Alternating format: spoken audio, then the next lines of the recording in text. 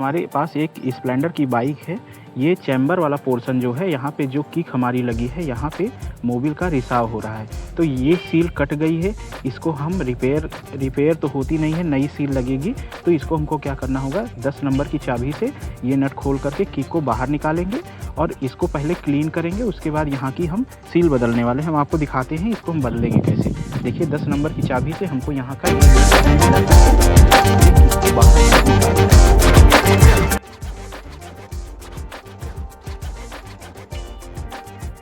Bolt खोल लिया है। अब हमारा क्या है, ये किक को हम बाहर निकालेंगे। अब हम क्या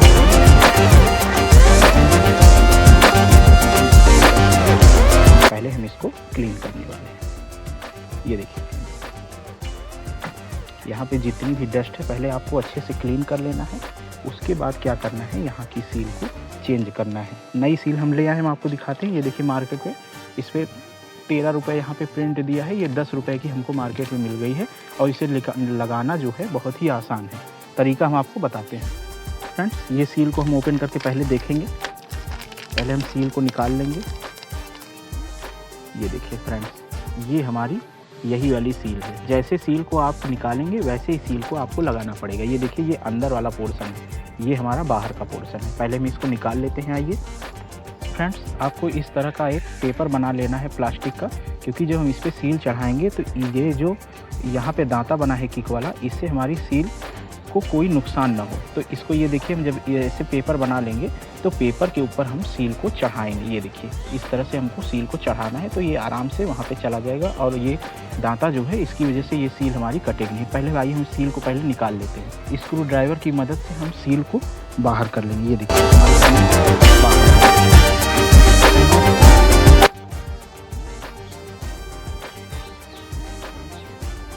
देखिए फ्रेंड्स, ये सील हमारी जो है वो बाहर की ओर आ गई है। ये देखिए हम इसको निकाल लेंगे। ये देखिए ये पुरानी वाली सील है, ये बिल्कुल से प्रेस हो गई है। और एक तरफ ये देखिए हम आपको दिखाते हैं, ये कट भी गई है। अब हम नई सील को लगाएंगे। जैसे हमने बताया है कि यहाँ पे आपको अच्छे से क्लीन कर लेना है पहले ये वाला पोर्शन। बाकी तो धुलाई वगैरह होने पे यहाँ पे अच्छे से क्लीन हो जाएगा। अब ये क्या है, हमको पेपर लगाना है। पेपर लगाने के बाद ही सील को हमको चढ़ाना है, जिससे ये जो दांता हमारा है, दांते की वजह से हमारे सील को कोई नुकसान ना पहुँचे। फ्रेंड्स ये पन्नी लगा के अगर हम सील को चढ़ाते हैं तो हमारी सील बिल्कुल कटेगी नहीं। देखिए ये आराम से जा रही है। आप ध्यान से देखेंगे तो ये देखिए आपको पन्नी दिखेगी, पन्नी के ऊपर हमने सील को चढ़ा रखा है। और ये देखिए ये हमारी सील आराम से चली गई। अब ये क्या करना है, इस पन्नी को हमको निकाल लेना है।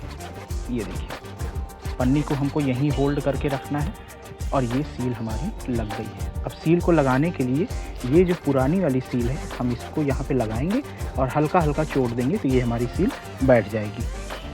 ये वाली सील को हम ऊपर रख के हल्का हल्का इस पर चोट मारेंगे तो ये हमारी क्या है, जो नई वाली सील है वो अच्छे से बैठ जाएगी। देखिए चारों तरफ हमको करना है जिससे हमारी सील अच्छे से बैठ जाए और जो हमारी नई वाली सील है उसको कोई भी नुकसान ना पहुँचे।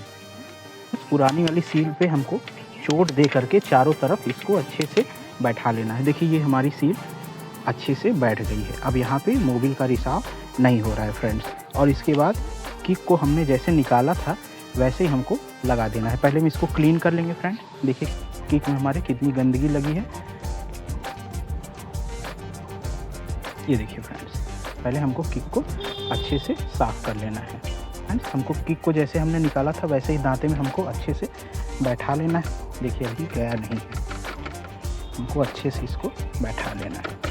हमने दांता में अच्छे से इसके बैठा लिया है।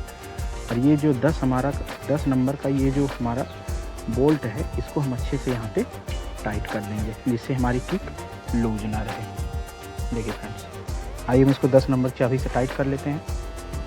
इसको हमको अच्छे से टाइट कर लेना है क्योंकि किक हम बार बार यूज करते हैं। ये हमारा अच्छे से टाइट होना चाहिए। हम छोटी रिंच से टाइट कर रहे हैं। आपके पास अगर बड़ी रिंच है 10 नंबर की तो आप पाना रिंच से इसको अच्छे से टाइट कर दीजिए। ये देखिए फ्रेंड्स, ये देखिए ये हमारा सब अच्छे से प्रॉपर्ली। आपको कैसी लगी? आप हमारे चैनल पर नए हैं तो चैनल को सब्सक्राइब करिए, वीडियो को लाइक करिए और कमेंट में बताइए ये छोटी जानकारी आपको कैसी लगी। Thank you friends.